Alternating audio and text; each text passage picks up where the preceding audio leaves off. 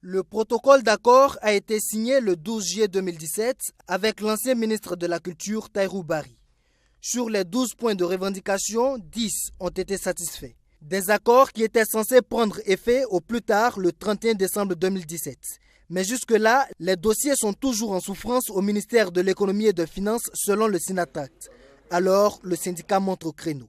Le Premier ministre a donné son accord sur le protocole qui est là.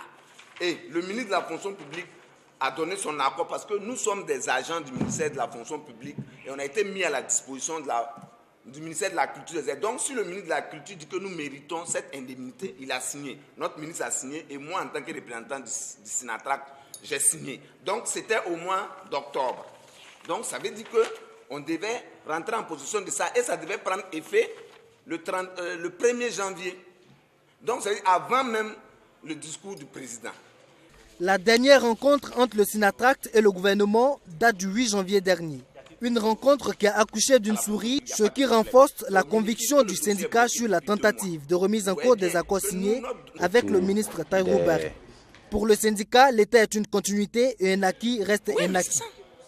Oui, c'est un décret qui reste à être signé.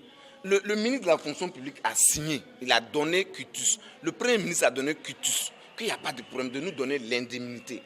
Maintenant, on nous a dit que le dossier est maintenant au Minufid. On a interrogé le représentant du Minufid. Il a dit qu'il n'y a pas de problème. Ça y est, là-bas, ils ont fait remonter chez madame la ministre. Et bon, il n'y a pas suite. Donc, on ne sait pas quelle est vraiment l'intention.